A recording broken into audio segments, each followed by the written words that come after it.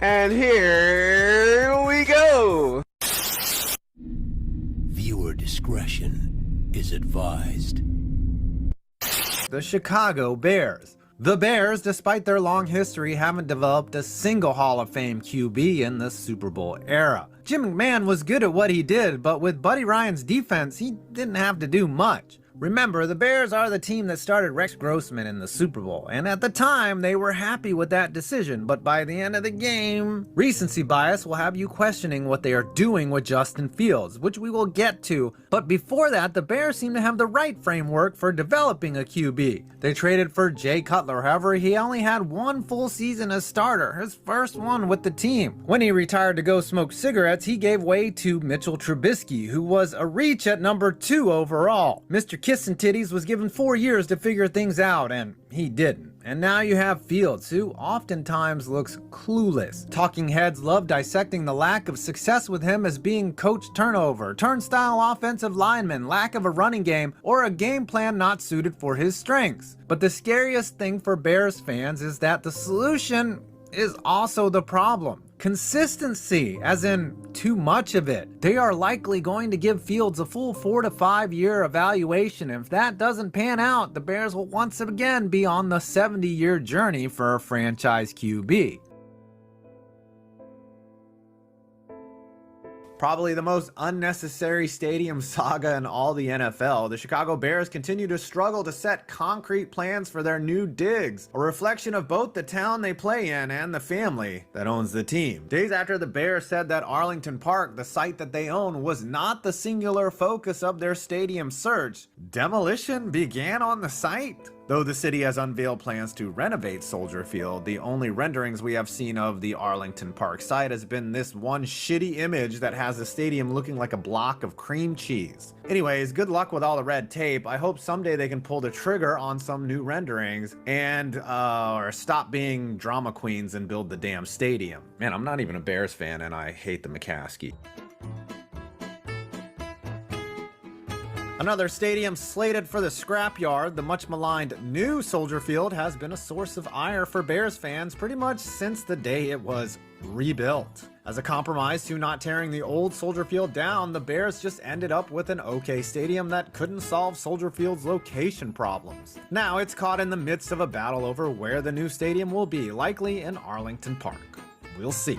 Worst stadium I've ever been to. I didn't get to go inside, but the Bears play there. Number 20, Staley the Bear. Now, Staley the Bear was outright hilarious when Cody Parkey double doinked. That doesn't change the fact that this is one mangy, not kid-friendly, scary-ass looking bear. Since the McCaskey family banned cheerleaders, Staley is the only thing fans get to look at during the game to distract them from Justin Fields' horrific play. The Chicago Bears. The raw numbers might suggest Justin Fields is in the running, but we're going to give him a grace period and go with the player who's not going to undo his wrongs in the Windy City. Cade McNown started 15 games from 1999 to 2000 and won 3 of them after being selected 12th overall in the draft. McNown caught heat for boasting about his salary to vets who made the league minimum, and there's not a McPerson, McPlace, or McThing that doesn't think McNown is actually good at football. He never started another game after 2000. Chicago Bears, Justin Fields. The book on Fields at this point, from unbiased glasses, sorry Bears fans, is that he's an incredible athlete, has an incredible arm, phenomenal runner, zero pocket presence, slow processor, and a very, very inconsistent passer, which when you play quarterback is a very, very big deal. He's been one of the worst quarterbacks in the league in each of his first 2 seasons, and the excuse has been a lack of help, etc. I don't think Fields is good, and I am strongly recommending to Bears fans everywhere to sell your Fields stock. In my opinion, he has not proven to this point that he is an NFL caliber quarterback, and he will not prove it again this year. So therefore, my prove it rating for Justin Fields is a 9.5 out of Chicago Bears, DJ Moore. No offense to DJ Moore, but when you're the best player on an NFL team, you're not in great shape. As always, my long-standing feud with Bears fans will probably have them in my replies bitching and complaining about, oh, why isn't Justin Fields there? Well, because Justin Fields sucks, okay? And I'm going to keep saying it until he no longer sucks. And I can already tell that DJ Moore's production is going to get even worse next year because Justin Fields can't throw. The honorable mention for the Bears is Tremaine Edmonds, who I think is also overrated, but hey, he gets a lot of tackles, which is more than most linebackers consider. Chicago Bears, 2015, Kevin White. White was constantly injured and barely did anything anything on the field during his time with Chicago. He's a miss. 2016, Leonard Floyd. Floyd was a solid but not great player for a 9th overall pick. He was mid with the Bears before leaving for the Rams. 2017, Mitch Trubisky. All you need to know is that Trubisky is a solid spot starter at best, while the Bears traded up to draft him ahead of Patrick Mahomes. Yeah, miss. Smith was a good to very good player with the Bears, but he was only there for 4.5 seasons, so I'm going to say that he was mid. 2021, Justin Fields. Fields is a fan favorite of the Bears for his exciting plays and running abilities, but let's be honest, he is not a good passer. In my opinion, he's been a miss. Yeah, that's right, Bears fans. Get angry at me. Get real angry. Call me names. It only makes me hornier. I apologize for that. Let's get back to the football. Chicago Bears, Justin Fields. Right now, I don't think there is a wider gap between people who think Justin Fields is good and people who are smart and realize that he fucking sucks. Justin Fields is my vote for the most overrated player in the league right now. He's getting MVP consideration. He even got an MVP vote last year somehow, despite the fact that he's never thrown for 300 yards in any game of his career. I say the same thing every time when I talk about Justin Fields. He's the type of guy that'll make one or two amazing athletic plays, which he does, and those go on the highlight reel, and all of the moronic NFL fans, they eat it up and they say, wow, this guy's really good. And then you look at his stats at the end of the game, and he's thrown for 115 yards and an interception, and his team is lost by 20, which is what the Bears were all of last season outside of a couple games. He's a great runner for a quarterback, but the most important job of being a quarterback is being able to throw the ball and get the ball out on time and not take drive-killing sacks, which Justin Fields is historically awful at, as his first 2 seasons in the league prove. He's not good. Like, he's not good at all. I would be stunned if he became a good NFL player. Chicago Bears, 1943, Sid Luckman. That's right, you know your quarterback history is complete horseshit when you have to go back to a time when Hitler was still alive to find a season. 1943, Sid Luckman was unbelievable. His numbers, even back then, would translate well to this era now, putting up a 107.5 passer rating, averaging almost 11 yards per attempt, and 28 touchdown passes to 12 interceptions. He then capped it off in the championship game by throwing 5 touchdowns and rushing for 64 yards in a 20-point win over Washington. Yeah, I don't think we're ever going to see a Chicago Bears quarterback season this good ever again. Sorry, Justin Fields fan. Chicago Bears, Matt Eberflus. I gotta be honest with you, I forgot who the head coach of the Chicago Bears was because they were so bad last year, and they're going into a quote-unquote rebuilding year this year with Justin Fields as the main building block. But I gotta tell you, I don't even know what Matt Eberflus does. I don't expect him to be there very long, but he's only been there for 1 year, as bad as it was, and I expect the Bears to be terrible again this year, so I think his time in the Windy City will be short. So despite being just 1 year on the job so far, I have his hot seat ranking at a 3 out of 5. Chicago Bears. Speaking of MJ, the city where he won 6 rings against community college finals opponents thanks to Phil Jackson's system and Scottie Pippen, also has an NFL team. Did you know this? It can be easy to forget about since the Bears have been dog crap for the last 16 years outside of 2010 and 2018. It's one thing for Bears fans to think Justin Fields is good because fans always want to believe that their crappy young quarterbacks are going to be good someday, but Fields has somehow tricked a decent amount of non-Bears fans that he's actually good. The best way to describe Fields is like this. He has 3 or 4 plays every game where he looks like a top 5 quarterback in the NFL, and about 25 to 30 plays every game where he looks like he doesn't belong in the NFL. Bears fans should know better considering they just went through this "no, he's actually good, you're just a hater" song and dance with Mitch Trubisky, but at least Trubisky had 2018 to look back on. Fields has nothing. If you Bears fans were smart, you would stop fighting me on this and lean in 100% on tanking for Caleb Williams. Also, much like the Ravens, the Bears should have about 5 or 6 rings considering the amount of incredible defenses they've had over the year. Instead, they've got fewer rings than the Buccaneers. This doesn't stop all of you Bears fans from acting like the 80s Bears were a dynasty though. Walter Payton was a deeply flawed human being and his playoff stats